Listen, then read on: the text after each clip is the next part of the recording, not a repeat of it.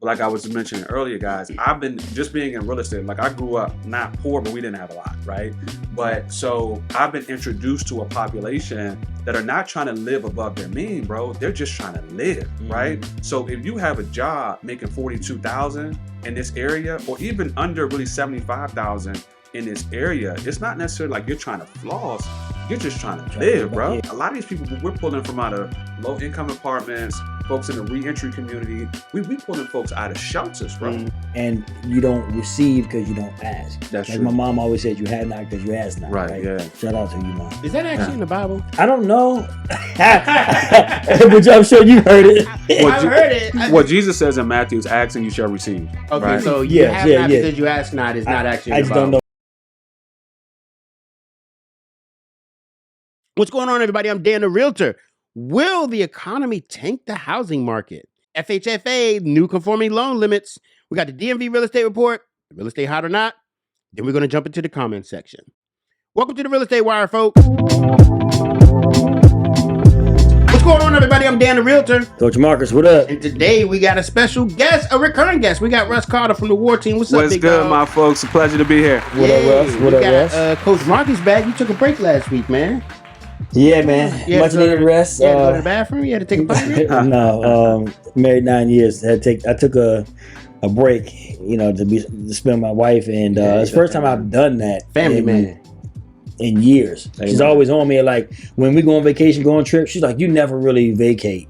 Because I bring my laptop, or you know, somebody calls or whatever, you're gonna grab the phone because you never know it's business. But it was really good to spend some time with her, and marriage is a great thing. Marriage is a beautiful thing, bro. 9 years strong, bro. Congratulations. Thank you. Yeah, bro. I think marriage is dope, man. It domesticates men. It definitely does, bro. It's healthy. It's healthy. Yeah. It It's domesticates healthy. you, bro. It brings you into like polite society. That's if you marry the right woman, obviously. Well, yes, and but there's also that if you submit to what marriage really is, you know, because it ain't just like I'm the man and you do it.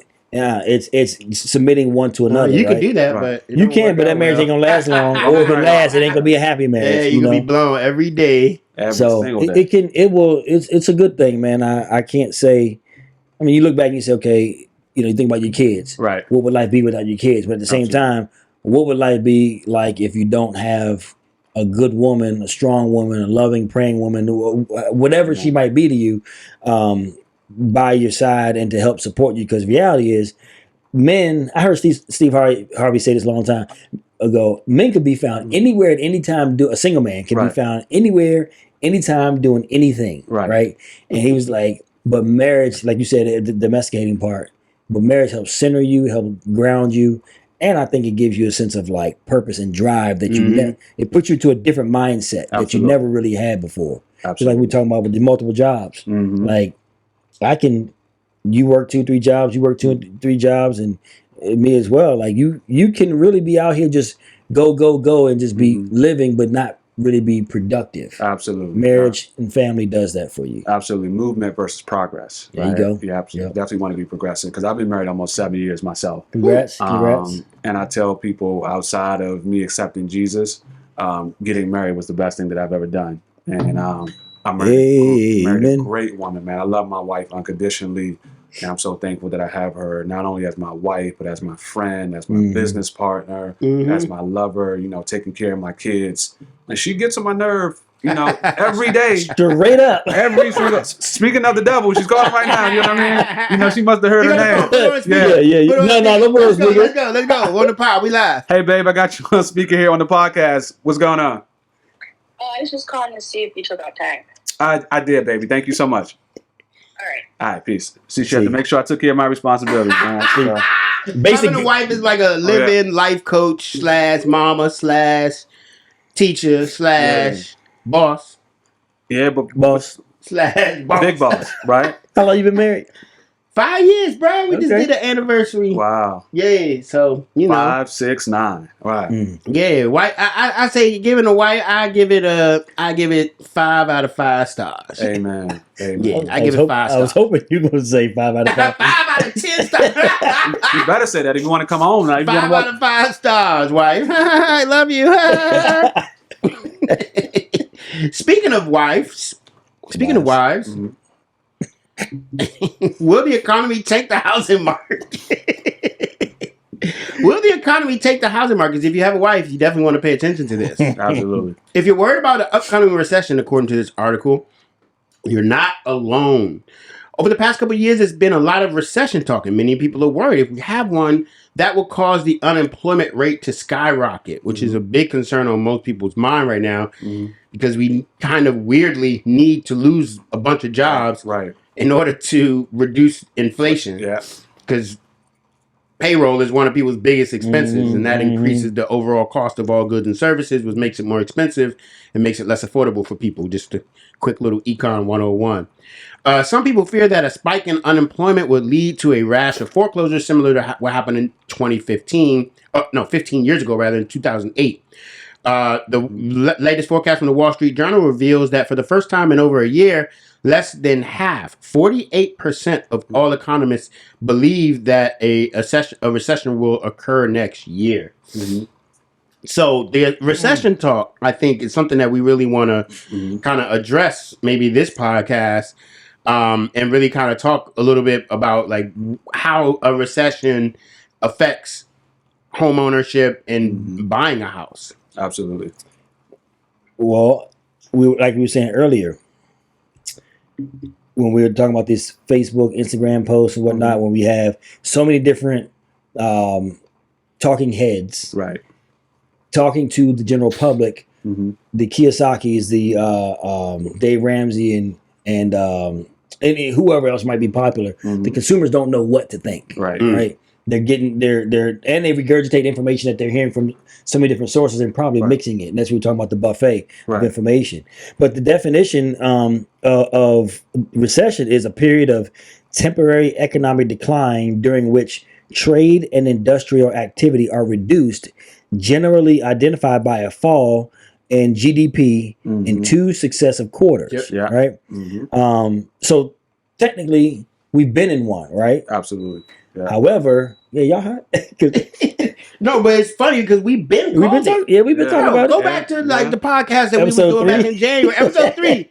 Your boy is not an economist, but your boy did say, "Yo, we already in a recession," even though we haven't called it. Because the weird thing about a recession is you can only tell if you're in a recession looking backwards. Absolutely. You have to look at the past 2 quarters, and then you go, "Oh, we were in a recession. Oh, yeah, we were in a recession back then. Now we're in a recession." But you can't tell that you're in a recession while you're in a recession. Yeah, and see, the other thing I think is, and along with economists talking about, there's a potential recession coming next year, or whoever might be saying this, they have a certain mindset, right? And we say traditionally, when it looks a certain way, then based on patterns, this is predicted to happen. Right. Over the last 3-4 years, it's looked a certain way. We had no idea what to predict because in whatever we did predict, it was something different. So rates are going to go down. No, rates skyrocketing. Rates going to go up. They're coming down. Yeah, now, the pandemic is only going to be 2 weeks. Right. 2 weeks to stop the spread. Right. So check this out. I've been watching, me being in the game 20 years, and y'all been in, for double-digit years. Traditionally, you see rates start to go down in the fourth quarter of the year. They also talk about rates go down in an election year, right? Like they start to go this way. Now, over the last few years, rates did this. Right. This is the first year in the fourth quarter, the first year in the last 3-4 years that it's following the traditional trends of rates going down. Right. Yeah, we're kind of hitting back to like a normal market. Yeah. God forbid saying in a normal market, or at least more predictable. Yeah, correct. Absolutely. So I have no idea. I don't trust what they say. I mean, they're in a different pay scale. It's above my head in some ways. Absolutely. But we're just gonna wait and see. And whatever it is, we're gonna be excellent in it and keep it rolling and serve the people at the highest levels. If the rates are high, cool. You buy it when the rates are high. Rates are low, cool. You buy it. Or we help educate you so that you can make the best decision when it's the right time. Absolutely. Like, I agree with both of you gentlemen. I think we've been in a rolling recession, at least in Q4 and probably some parts of Q3 of this year. Rolling recession. And to your point, Dan, you know, it really depends on what the government is going to do, right? Because whatever the government feels the need to do, that's what they're going to do, right? We don't always know the impact that that's going to have on the market, right? But what we do know is that in any market, if we're in a recession or if we're not in a recession, it's going to create opportunities, right? Yeah. Because we talk about all the people that lost their homes in 2008, 2009, people that were underwater, lost their jobs, whatever the case may be, but that created a lot of opportunities, right? So the people that were in positions where they had liquidity and where they could purchase, they purchased some homes at, you know, 80, 70, 60% of the value, were able to hold on to those properties and then sell them, you know, 10 years, 5 years, 7 years later. And that's how they created their wealth, right? So it doesn't matter if we're in a recession or not, we have to look for the opportunity. So although it may crash the market or it may not, either way, it's going to be opportunities out there. Yeah. And that's what we encourage our folks, is that we look for the opportunities no matter what the market is. That's good, man. That's really good. Over half of the experts, according to this article, no longer expect a recession within the next year. You might naturally think that some of those same experts don't expect the unemployment rate to jump all the way up, and you would be right. Then there's a graph here that shows their predictions. I don't really care about people's predictions because they're always wrong. If those projections are correct, more people will lose their jobs in the upcoming year, and the job losses are devastating to those people and their loved ones. However, I like how they put that however. Right. This article says, and the job losses of any kind are devastating for those people and their loved ones. Right. However, what? However, the question here is, will there be enough job losses to cover a wave of foreclosures that will crash the housing market? And based on history, on the historical context, during the crash of 2008 or the financial crisis of 2008 to 2012, the unemployment rate was 8.3%. Right. Today, the unemployment rate is 3.9%. Right. The 75-year average is 5.7%. Right. So, on average, for the past 75 years, the unemployment rate hovers somewhere around 5 to 7%, 5.7% to like 6%. Today, we have the lowest unemployment rate that we've had in a while at 3.9%, probably because a bunch of people just came out of the pandemic and a lot of people working from home. Plus, we just had a boom in the economy as far as like inflation, and people needed to hire more in order to meet the demand because everybody got an influx of cash from the government. So they needed to hire more people in order to fulfill the demand. So a lot of people got a bunch of jobs right now. Now, here's what I do want to, this isn't in this article at all, but one thing I was reading an article somewhere, and they were talking about where these job losses are coming from. And it is of my opinion, here on the Real Estate Wire, just my opinion, I think that a lot of these jobs are people that, one, they have to have two jobs. So I think a lot of these job losses, like, for example, Amazon laid off a whole bunch of people. Right. Facebook laid off a whole bunch of people. Twitter laid off a whole bunch of people, thankfully, right? And so a lot of those people were able to get jobs in other sectors and things like that, but they still count that as a job loss. Right. So I think a lot of people that are going to lose these jobs are probably going to be second income jobs that they have. Now, is that going to be enough to crash real estate prices? Again, this is kind of where everybody's bookmark is. The 2008 crisis. When are we going to go back to that? Right? Like 1929. When are we going to go back to the Great Depression? Well, nobody talks about that anymore. Everybody talks about 08. The challenge is with the crisis of 08 is a lot of people that have their houses right now. Let's say, for example, God forbid you do lose your job. Right. Most of those people are in 94% of the people have sub 3% interest rates on their houses, and they benefited from inflation greatly. So most of those people are just going to sell their houses, and they'll either downsize or move into an apartment. Right. Are they at risk of foreclosure? I honestly don't think so. I just don't think banks are trying to foreclose on people these days. Absolutely. No. They don't want the inventory back. And you would not have the amount of manpower that it takes to foreclose on a home. Let's just think about it. And we can run some numbers. Like at a bank, your average banking loan officer is probably only making $60,000 to $70,000, right, between base and their any commissions and incentives that they've sold. The customer service person is only probably making $40,000 to $50,000, but that's still $40,000 to $50,000 that this bank has to pay this person to do this particular job. And then they have the loss mitigation department. Who knows that's how many people are inside of that. Then you have maybe some other departments, and I can't really think of all that would go into it because I haven't been on that side of the bank that deep. But it's just a lot of money that it costs for a bank to take back a property that they gave the money for. Now they're taking it back so that they can try to get rid of it again. Yeah, right. And then when they get rid of it again, guess what the realtors are going to do? We're going to we're going to make you a lower offer because we know that y'all don't want to. Y'all are holding this money. They owe $400,000. We know that's sitting on your books. You want to get rid of it. You got to make a certain amount of money. So I'm only going to offer you $300,000, and I want you to pay.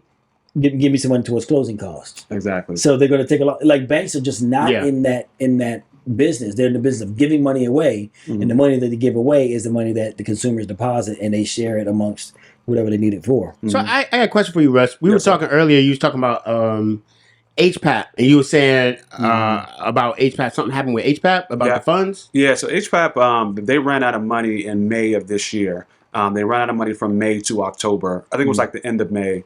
How did they run out of money?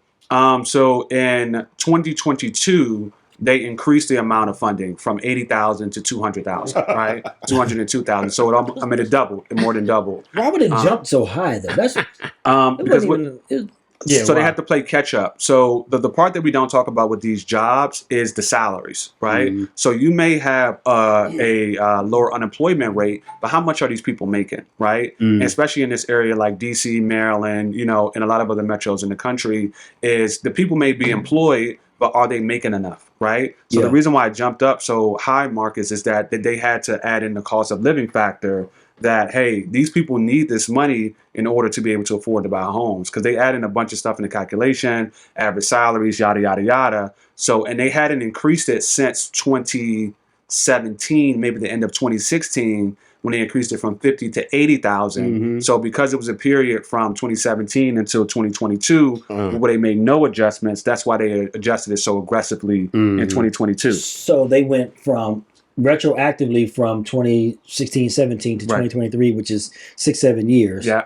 But they also factored in what they hadn't increased it for the years prior to 2017.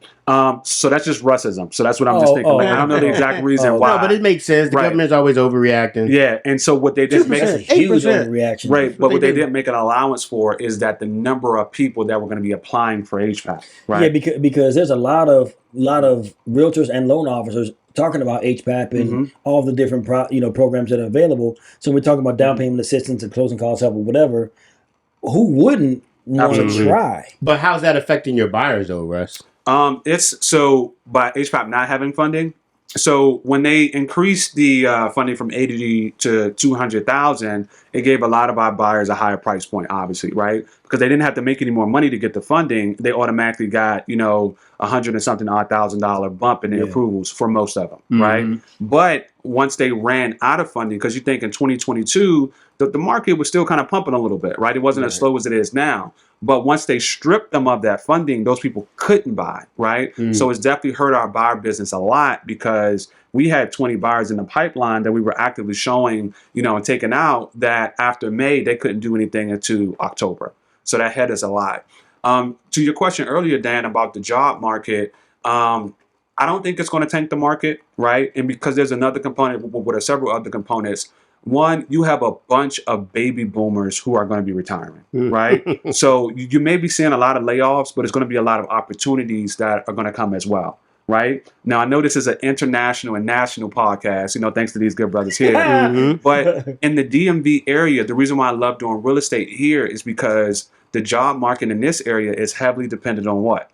the government, Yep. the military, right? Government. And people that are contracting for the government and the military. So the job market in the DMV area doesn't really get hit as hard as some other places. Like you'll see the market getting tanked in Florida and places throughout the South and some other areas where the market is not as strong. But I'm completely confident that, even if you look back to 2008, the DMV market didn't get hit nearly as hard as some of the other markets that completely tanked. Right. Because of there's a lot more job security in this area. So I think we'll be okay. That's really good, Russ. Y'all can see Russ. We in the presence of royalty, Greatness. Greatness. Russ knows his stuff. Russ knows his stuff. Let's speaking of Russ knowing his stuff. FHFA new conforming law. So these how I'm doing my non sequiturs now. I'm doing transitions completely non sequitur. I'm just going in. Pause. They're not gonna flow these. I'm going in. Pause. Yeah. Pause. You got me. Okay. FHFA new conforming loan limits. What you got for us in the coach's corner, Coach? A few episodes ago, we talked about the conforming loan limit that everybody knew about years ago was $417,000. Absolutely. Over time, it's gone up because of the cost of living, housing prices, things of that nature. It used to be $726,000, and we anticipated that it was going to go to $750,000. Right. They announced that it's actually going to be $766,550,000. It's an increase of over $40,000 from these past 12 months. So for people in the cheap seats, what's FHFA? Federal Housing Finance Agency. So what did that loan limit? What did that got to do with like regular folk like me? So when you get into your higher price points that you were speaking about before, you've heard of jumbo financing. Right. So jumbo loans are in this situation anything over that 766 limit, right? That's going to have a lot tougher guidelines. Usually more of a down payment, things of that nature. It's usually reserved for more well-to-do clients, if you will. So FHFA is Fannie Mae, Freddie Mac. Right. The FHFA they apply their guidelines to Fannie Mae, Freddie Mac, which that's where your conventional loans come from. VA loans and FHA loans also adhere to the FHFA loan limits. So if you're getting a VA loan, conventional loan, USDA loan, or an FHA loan. What did I say? FHA, USDA, VA, and conventional. Right. If you get any one of those 4 loans and the loan amount itself, doesn't matter about the sales price, but the loan amount is under that $766,550, then you are able to get, let's say, the best interest rates in the market. You don't have to pay jumbo pricing. Right. You don't have to pay a higher interest rate because you have a jumbo loan. Your loan is not any riskier than anybody else's as long as your loan amount stays below $766,550. Now, in this area, what can that get you? They get you a lot. Right? So if you are a first-time buyer buying in Baltimore or wherever for $250,000, great. You're all good. If you were buying in Prince George's County, price points get much higher, right? You might end up buying a home at $800,000, but if you're going to put down 3%, 3.5%, 5%, as long as you can get that loan amount under that 766, you don't have to worry about a higher price point. So you can put 5% down. You don't got to put 20% down. Never had to put 20% down. Is long gone.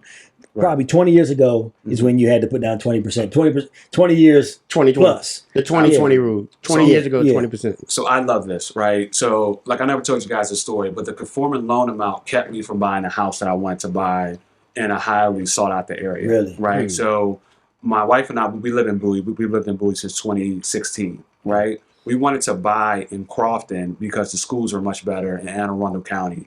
At the time, I think the conforming loan amount was like $580, right? What? Yeah. But the average home, single family home in Crofton was like $600,000+, right? So when we went to go purchase this home, whatever case may be, it was like probably like $680,000. And we were trying to get a second trust loan, which we weren't able to secure. So they were like, hey, if you want to purchase this home, you have to bring, $100 and something odd thousand to the table.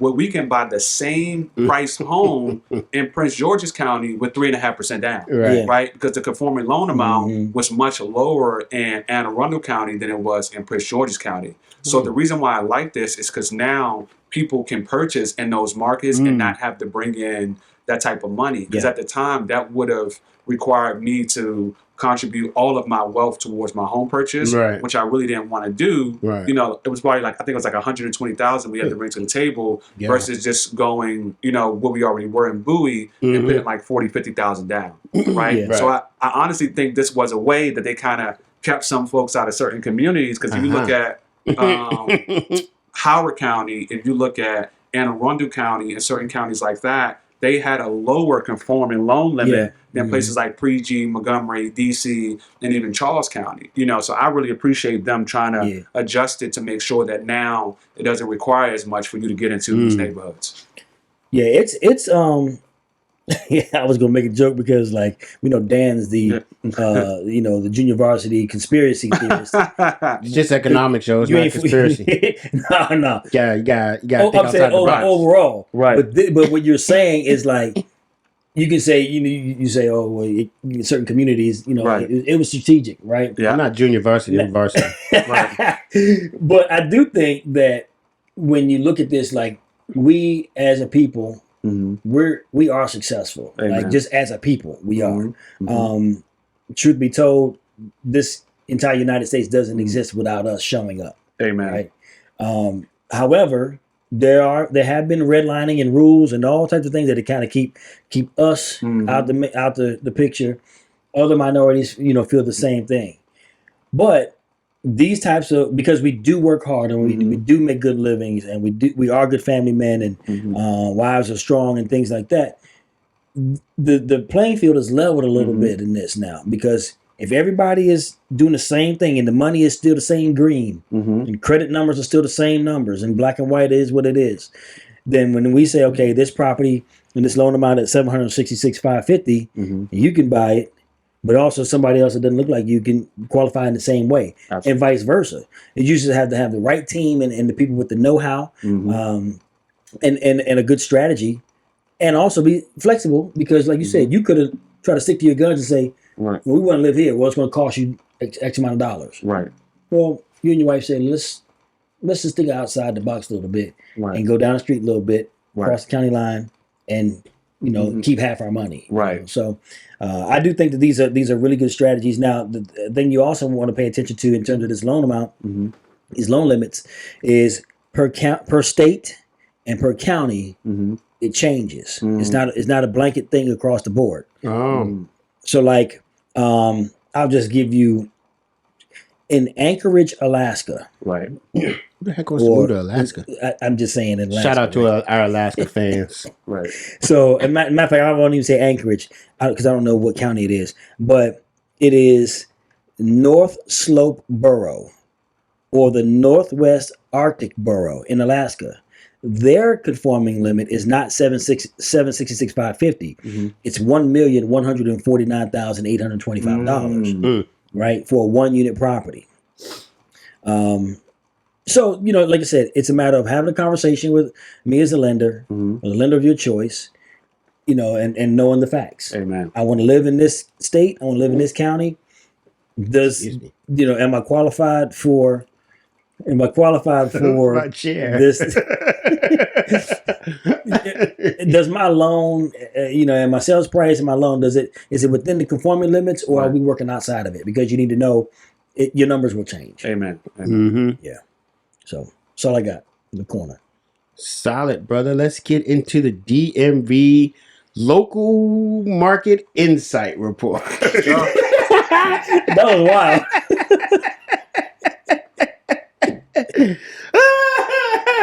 Those of y'all new to the Real Estate Wire, make sure to like, subscribe, and share. Hit that notifications button so you're the first to know when we drop new content.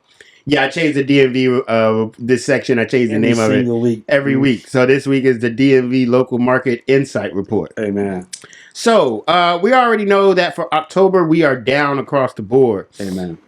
We have less listings than last year. We have less new pendings than last year. We have less closing sales than last year. Yet we have an increased median sold price, which is 2.9% higher than it was last year. So as all the activity is down, the prices continue to go up. One thing I wanted to point out this week, which I think is interesting, I like, y'all know I'm a stat guy, so I like the stats.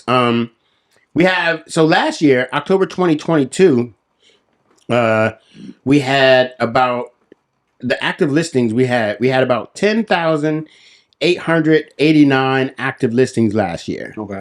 This year we have 9,156. So we're down about another about 1,300, something like that. About 1,700, whatever it is. The average days on market last year was 23 days. And this year the average days on market for October is 21 days. So we have a shorter average days on market. Again, this is the average across the entire DC metro area. The average sold price to list price ratio. This one is really interesting. The sold price to list price ratio is what the house sells for versus what it was advertised for. Right. So, for example, if the house was on the market for $100,000 and the house sold for $97,000, you have a 97% sold price to list price ratio. It was listed for 100, sold for 97, so it got 97% of the total list price, what they wanted for the property. So that's the list price to sale price ratio. So for October of last year, we had a 98.2% sold price to list price ratio. So a $100,000 house would have sold for $98,000, 98% of what they were asking. This year, we have a 99.5% sold price to list price ratio, which is very interesting. Last year we had 99%. Yeah, this year we have 99.5% list price to sold price ratio. And October 2022, we had 98.2% sold price to list price ratio. And that's very interesting.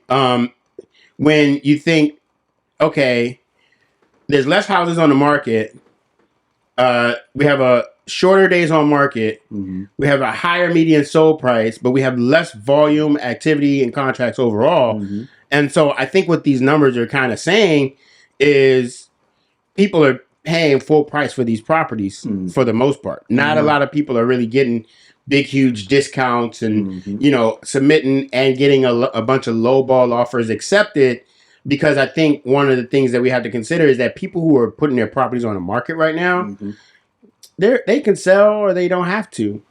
They're Gucci either way, right? Most of these guys probably got, some equity in their house and they don't mind jumping into a higher interest rate market, or they have to sell for some particular reason, death, divorce, diapers, babies type thing, or dollars. So it's an interesting statistic that we're getting a higher list price to sold price ratio than we did just last year in October. Why do you think that is? It's simple because it's just not enough inventory. That's what it all comes down to. So we've been putting so much focus on the interest rates, right? Like, oh, it's more expensive to buy. It's more expensive to buy. Even the people at McDonald's that are not even thinking about buying homes have been talking about interest rates. But before we even had this issue in 2020, even when I first got into business in 2017, there's always been an inventory issue. There's just not enough homes that are available for people to buy, right? Even with the current levels of new construction homes that are being built, it's just not enough homes, right? It's so wild because there's land all over the place, and I see new home communities popping up all over the place, even places where you're like, y'all gonna put a house y'all gonna put homes right there in that little strip. You know what I mean? Like in the median strip, they're building everywhere. There's just not enough of it, right? So there's always been a housing shortage, at least since I've been in the business. And there's still a housing shortage. COVID didn't make that any better because you had the supply chain issues. So a lot of the developments and things were behind on schedule. But the inventory that's available, you have to take it, right? And like Dan said, these folks that are currently listing their homes, they're in a good position. They have equity. I think it's like 80% of all home owners have like below a 4% interest rate. So it's like, hey, I don't necessarily have to sell, right? There is a group of people that need to sell. They may be, like you said, Dan, going through divorce, having new kids, they need to move because of work, death in the family, whatever the case may be. But a lot of these folks, they really don't have to do anything. They're sitting in good positions. So contrary to what you may hear in the media, it's like, oh, just offer them anything, offer them a low bar offer, ask for closing cost help. No, that's probably not the best strategy overall. Now, you do have certain markets and certain neighborhoods that when you may see 6 homes that are available, right? Now, the numbers that Dan gave us were the average, right? So that means that we have some that are above and some that are below, right? You do have some markets, even here in the DMV, where you may have, out of a 100 townhome community, you may have 6 homes that are listed for sale, right? So those type of situations where you can kind of have the pick of the litter, you can offer below the list price. But the reason why things are still selling close to or right at the list price is because there's just not enough inventory that's available, right? If you're looking for a home, especially, I was looking at homes in Davisonville, Maryland, right? Davisonville, Maryland. Great Where that's at? community. North or south? Yeah, it's in Anne Arundel County, right? Oh, that's up north. Bro, it's 10 homes on the market. I'm talking about period, 10 homes in general. From $0 to $30 million, only 10 houses. 10 houses, bro.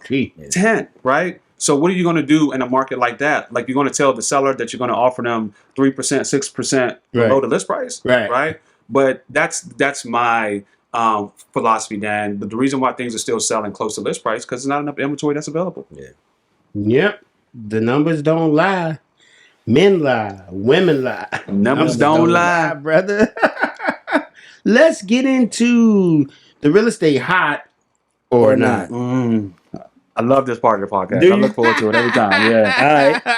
All right. You ready? Yeah. Yeah. I'm gonna go back to the would you rather. We'll save dad jokes for maybe next week. Dad jokes is my jammy jam. But you lose though. I know I do.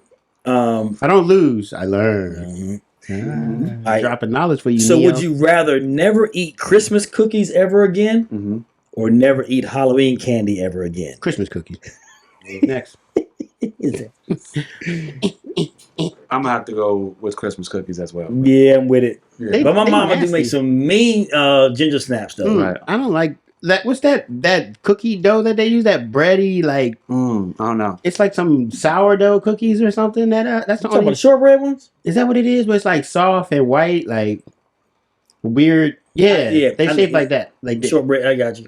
But the peanut butter ones with the Hershey Kiss on top. Never had one. Boy, what? Really? Yeah. But it ain't better than candy corn. So get off the candy corn. You and Nick Bush, like y'all can take a hike. Candy corn is cranking. I ain't touching no candy corn. You don't like candy corn? No, sir. That's what's wrong with you. That's what's wrong with you. No, sir. That's your problem, no, right sir. there. See? All right. Would you rather have a mullet or a perm? I'll take the perm. You need what? Oh, shots. Oh man, this is a tough one. Fire. I ain't brushed my hair today. I just woke up. I just came out. Yeah. I said, we shooting the pod today? Man. So when you said mullet, I automatically thought about Joe Dirt, right? I'm like, man. But a black dude with a mullet is wild though. Yeah, they call it kind of like the ducktail type of thing.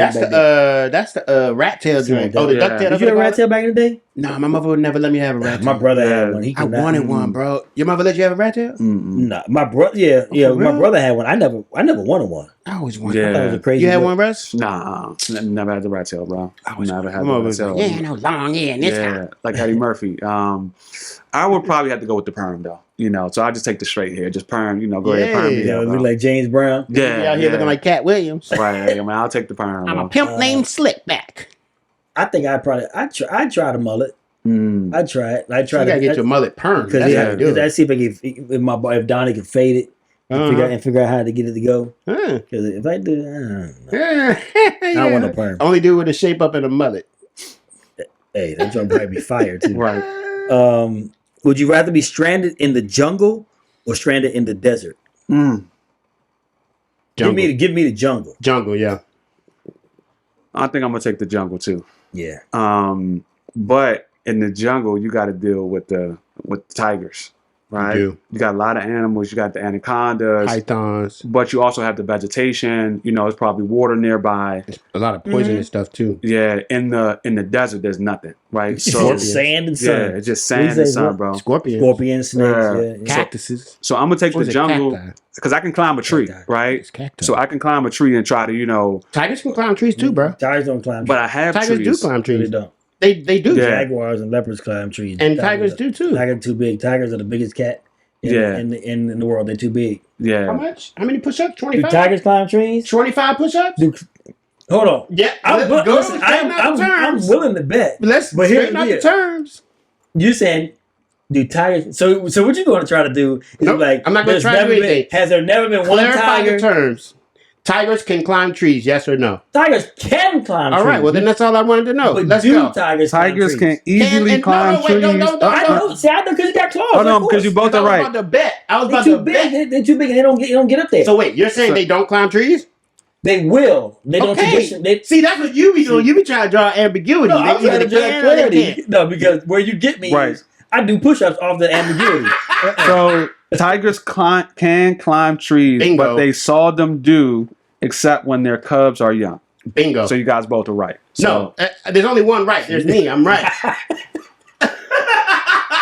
So, like in the jungle, you can use the trees and the other elements of the jungle to create traps and weapons and things like that, create a fort, all that kind of stuff. And you know, in the jungle, it's going to rain, right? Oh, yeah. So that's why I'm going to take my chances in the jungle versus being out in the desert where I have nothing. Right? Every night, Taya and I are watching some YouTube videos of somebody building something in the woods. Oh yeah, man. Listen, Bear Grylls. You want Bear Grylls? Oh, we going deeper than get Bear Grylls pause, but like we just be on something like learning how to like you know. Okay, so pine trees are around here, right? Right. I'll give you a short example. Pine trees are around here.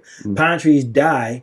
And the sap that you see on pine trees, and the reason why pine cones and pine smells the way it does is from the sap. When they die, that sap gets absorbed and concentrated inside the trunk of the tree, and also inside the branches. If you break the branch off and you take a knife and you whittle it down, and there's a process called feathering. You get down to where you have the bark, but it's concentrated with sap. Right. That sap, you feather it. And you can also shave it into a pile. It'll light on fire just like that. It's one of the most flammable things that you can have. You can start a fire in the rain. Like a pine tree will burn in the middle of a rainstorm because the sap is so highly flammable. So maybe Moses didn't see a bush. Maybe he saw a pine tree. Yeah, took it there. Yeah. Took it there. Oh no! Oh no! Said, The real estate wire, folks. That's what we on. The real estate wire. You got 3 more. Would you rather fall down in public or pass gas in public? I'll pass gas every time. I pass gas for less because you're gonna get this work. You know, so you're gonna get the spaghetti from last night for sure. Let me eat some Chipotle. It's coming out. Yeah, let me tell you something. Somebody in this room, I ain't gonna name no names. Yeah, go ahead, say it. He'd be blessing the shed whenever he feel like it. Whenever I smoke a cigar, if I gotta let it go, I let it go. You got to. You smoking a cigar, like you can't smell nothing anyway. See, I catch it about every time, right? Because you be snitchy. You a snitch. You like the hearing. I'm like, nah, you gotta go like this. And the first time was like. We had really just started the pilot. Like we were we probably like episode 10. Right. He kept trying to talk about that chair, like, you know, like it is the chair, it's squeaky. Right. Yeah, I know. See? But that wasn't it. Yeah. And I looked at him, I was like, it's a chair. Yeah. Bro. I got brothers and I got cousins. You know, we know what we do. Like, So go to the next hot or not. Yeah. I'm not even gonna hide it, bro. Would you rather only eat raw food or only eat TV dinners? Raw food for sure. Raw food, I guess. Yeah. Yeah. I mean, I can eat sushi, so yeah I'll take it. Okay. Because you can eat raw vegetables, raw fruit. Yeah. You know, there's certain meats that you can eat raw, like you said, Dan, sushi, shrimp, and things like that. You can eat raw shrimp? You can't eat shrimp, bro. Yeah, but you can't eat shrimp, bro. Really? Shrimp cocktail is cold. It's cooked, though. It's cooked, though. It's just you cold. Can eat, you said raw shrimp. Yeah. I think it's, But you it is cooked. You can do beef tartare, and you can eat beef raw? Sushi. Sushi, yeah. Yeah, you can eat sushi. I know. I'm trying to think I've ever had raw shrimp. Tartare is where they take like mustard, capers. They drain the blood or something? Right. No. Oh, I didn't know that. I mean, like you take like say take a filet mignon and sometimes it's the end, what they call the tail of the filet, but like you take that and you chop it up real fine, blend it with like some herbs and mustard and whatever. Yeah. They take that and they dip like crackers into it and things like that. Oh, I didn't know that was because you can eat beef raw as well, right? Yeah, that's what so you can eat beef raw. You can't eat chicken raw, right? You can't really pretty much eat none of the birds raw. But I would stick with the vegetables and the fruit, and that would get you by versus just only eating processed food. Yeah, that stuff's nasty, man. That's gonna kill you. Last one. Would you rather run as fast as the Flash or be as strong as Superman? Give me Superman all day. He's probably my favorite superhero anyway. Yeah, I'm gonna take Superman because I don't want to always be running, bro. Like even if I'm running as fast as the fastest man on earth, I don't want to be running that much, bro. So I'll just take the strength. Flash never gets tired though. Yeah, he don't get tired. I think I'll take the Flash. I feel like the Flash can like do anything fast. But what's the benefit though, bro? Who's gonna be able to run as fast as you? Time, right? You be by yourself. I can get everything done in one day. I can run to the grocery store, get my oil changed, get my emissions done. Yeah. Go to the DMV. You wouldn't need to get the oil changed because you wouldn't have a car. Well, I still have a car. I just don't need to use it. I can get the oil changed. Be back by like 10 o'clock. The whole day doing myself. I don't need to be that fast, bro. Give me the strength. Give me the strength. I like running. I could. Yeah. And if you're super fast, you could hypothetically, you could run around the earth at hyper speed and travel to the future. Yeah, that's true. I knew you were going to because time slows down. Exactly. I knew you were going to say my man. The future or get time to reverse. No, my fellow time relativity. There's no, you can't reverse time. That's you ain't never seen Back to the Future? I've never seen Back to the Future. That's a great one, Dan. You slipping. Time out. Never have. You know the crazy thing. It ain't even a black movie. So no, it's not a black movie. It's an 80s movie. But here's the thing: when you try to go, okay, so here's the 80s movies, 90s movies that we saw growing up were dope to us back then. But when you look at them now, you're like, this movie's corny. That's still dope. But here's why it's dope to you. Because of nostalgia. Because of the nostalgia. You're right. So when you go, like, even when you watch something like Coming to America, it's funny because you remember where you were when you first watched it. It was like, oh yeah, that was fun. It was still a funny classic. But if somebody tried to watch Coming to America without the context, they're like, that movie's stupid.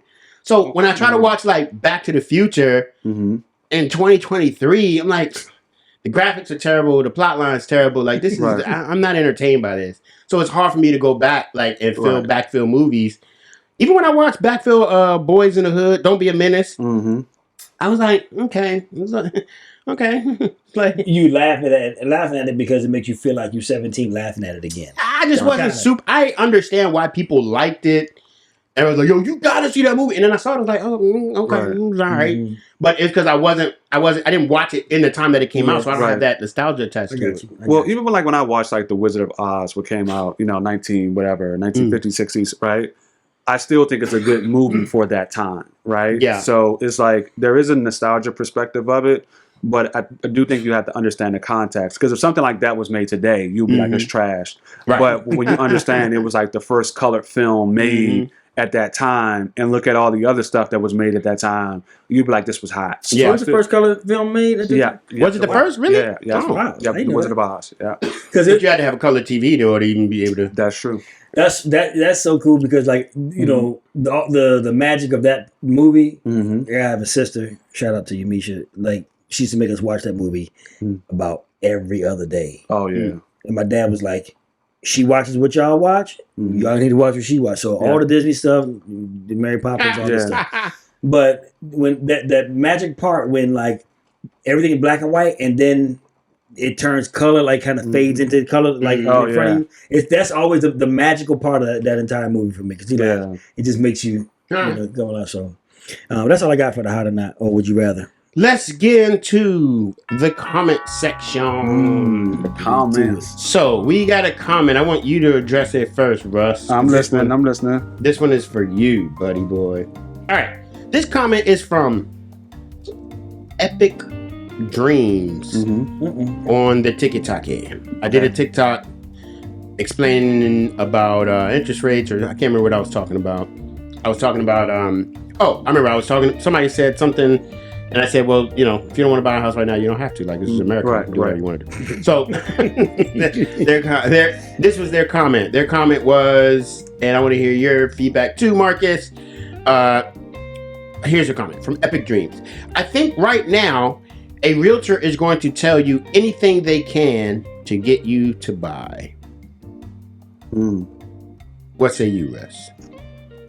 You're absolutely 110% correct. I'm going to tell you anything. No, I'm joking. Wait a minute. No. So, no, that's not true, right? Because your realtor is your advisor. They're your fiduciary, right? So your realtor is tasked with operating in your best interest, right? But what I think they may be trying to convey in that comment is that as realtors, if you do not own a home, we are going to advise you to purchase a home as soon as you possibly can, right? It doesn't matter what market you're in. If it's a higher interest rate market, a lower interest rate market, it doesn't matter, because we want you to get in the equity game to start to generate wealth, right? So that's what that comment may be trying to convey. As your real estate agent, if you don't own a home, although it may be a little bit more expensive than it was a year or two ago, I'm always going to tell you to jump in the game, because as a renter, you're not generating any equity, right? So your chances of generating wealth is going to be much less as a renter as it would be buying a home. That's a bar. What say you, Coach? Yeah, I don't know any realtors that will say pretty much anything to help a borrower buy a home. Does a realtor, who is that's your job, right? That's your career. So, do you want to help somebody buy a home? Yeah. Absolutely. Do you want to do business and earn money and earn a living for your family? Yeah. But there's not one realtor that I know that will risk putting the client at risk and put them in a negative situation, as well as jeopardize their own name and reputation, just for the sake of a commission. Absolutely. And so you already know I don't be playing these cards. Right. So like on another note, Dan, because you said this, right? I think this was the famous Jay-Z quote: "Men lie, women lie, numbers don't lie." Right. Jay-Z said that. Speak. Whoever said it, I'm sorry. I think it was Jay-Z, right? So he said it. Speak to the clients that bought homes in this market, right? Most of them already, like my clients that bought in July, right? They already have like $20,000, $30,000 in equity, right? From the stat that you gave earlier, Dan. Yeah, from this year, right? They bought like $450. Now they have like $20,000 in equity. Shout out to y'all in their home, right? Yep. Look at the amount of buyers that we sold to that actually have buyers regret, right? Look at the amount of buyers that have bought that are going into foreclosure. So I've sold, hundreds of homes.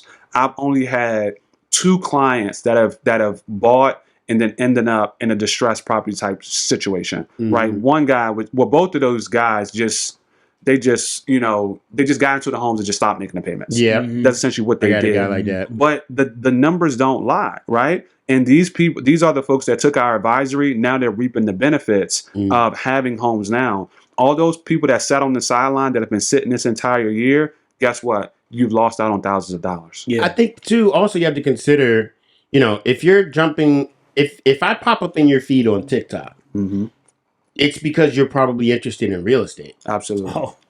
You're engaging with other real estate agents, right? TikToks, some real estate posts you're engaging with, which is why, Mr. Epic Dreams, I'm popping up on your feed. There's an intentionality there. He's really interested. Unless you just like jumping on realtors' pages talking about how you disagree with us, then start your own TikTok. Right. And create an anti-real estate TikTok page where you talk about how crappy real estate is. And go for it, because this is America and you can do what you want to do. If you jump onto a plumber's TikTok and he's talking about how to keep your pipes clean, or how to snake your drain, or 10 tips to keep your toilet from clogging up, then you can't say, "Oh, all you plumbers, you just want to help people with their drains. Like you're just trying to convince people to keep their pipes clean." It's like, well, yeah, because I'm a plumber, and that's what I talk about. Right. And if you don't need your pipes clean, then find another TikTok to watch, right? Absolutely. So you can't jump on a real estate agent's TikTok and say, all you do is talk about real estate. Right. Well, yeah, that's the point. That's what I do. But you're not going to say anything. I think he's tuning in thinking, oh, all y'all going to do is tell us it is a great time to buy. Right. No, you're not obviously paying attention to all the content that we're putting out. Right. So then let's give them some bars, right? Because the three of us are here. So when is a bad time to buy, right? So I think a bad time to buy is when you're in a bad financial situation. Exactly, bro. Like I say on we've been saying this entire podcast, we say it all the time. It's not about when you buy, it's about how you buy. Mm-hmm. And to me, it's not so much about what interest rate you buy at or even the list price that you buy at, because both of those numbers are variable. You can buy a house for more or less than the list price. Like that's a variable number. The interest rate will change during the time that you own that property. Right. The only thing that's not going to change is your strategy on how you bought that property. Absolutely. So if you look at a high interest rate market, which we would consider this high, which is really mid-range if you look at the entire context of real estate. Right. Absolutely. This is a mid-range interest rate market that we're in right now, 8, 7, 6%. And you say, okay, well, I'm in a high interest rate market. Yes. And I want to buy a house. Yes. Now we need to figure out, okay, how much are you trying to pay per month? Because that's what we're looking at. Right. And then you buy according to how much you're trying to pay per month. That's it. You don't look at the list price and you don't look at the interest rates. Right. You look at the house. You say, I like this house. And you say, okay, can I afford it? Yes or no? And then you put a contract on here. Sign here, press hard. Right. That's in a high interest rate market. You're shopping according to your monthly payment. Absolutely. In a low interest rate market, maybe you're shopping according to the price, or you're shopping according to the neighborhood because your dollar's going a little bit further. Right. So you're not going to say, "Oh man, I can afford $2,400 a month." Well, $2,400 a month in a low interest rate market may be a $800,000 house. You know what I'm saying? Yeah, right. So again, you're looking at two different scenarios. So are we going to say, well, is it a hard and fast rule, Paul, that it's a bad time to buy when interest rates are high? Right. No, it's not a hard and fast rule that because it's high, you got to wait because the market's going to crash and like that's illogical, and it's not founded based on the facts and historical data. Right. What is founded is okay, or is it always good to buy in a low interest rate market? Right. No. So when you ask a realtor, when is a good time to buy? Oh, it's a good time to buy when it's a low interest rate market. It's a bad time to buy when it's a high interest rate market. That's not a rule. Right. That's because true. In a low interest rate market, maybe it's a terrible time to buy for you. Right. Because you got to go $100,000 over the list price. You can't get a home inspection. You can't get any closing cost assistance. That's right. True. So maybe it costs you more in a low interest rate market. Maybe it costs you less in a high interest rate market because you can get a full inspection. Right. You can get a decrease maybe on the list price. Right. So it's not a hard and fast, when is a good time to buy? Again, these are strategies that we're giving you guys in order to help you buy when you decide to buy. Absolutely, Dan. I agree with that 100%. And just looking at it from an investment perspective, when real estate stops giving you the ROI or a higher ROI than some other investments, that's when we would advise you to not buy real estate, right? So when we start to see those prices and that ROI regress, when you're not getting a return on your investment, that's when we will say, hey, it's not a good time to buy real estate. Go buy stock, go buy treasury bonds, go buy Bitcoin or, some commodities or something like that. But as long as the real estate, as Dan mentioned earlier, even in this high interest rate market, prices have increased, almost 3% over the last month. Yep. That's why we're advising people to still buy real estate. Yeah. Yes, sir. I go, y'all. That's a bar. Well, thank you guys for jumping on to the Real Estate Wire podcast. If you're listening on iTunes, leave a comment at the bottom. Give us a 5-star review if you liked it and share it with anybody that you think might think is dope. If you're watching on YouTube, make sure to like, subscribe, and share. If you're watching this and you're not subscribed, you're stealing our content. So subscribe and then hit the notifications button. Amen. So you're the first to know when we drop new content. Where can they find you at, Russ? They can find me everywhere. I'm on the streets. Me on the streets. Look for the signs, baby. War Team signs on Russ Carter 1 on Instagram. You can always call me. Like I'll have Dan to drop my number, but that ain't hard to find, bro. Yeah, there. Where can they find you at, Coach? On Instagram at Fields Mortgage Group and at Mortgage Coach Marcus. And I am Dan Wheeler, Sells Homes on all platforms. Thank you so much for jumping on the Real Estate Wire podcast. For all of us here, we are out.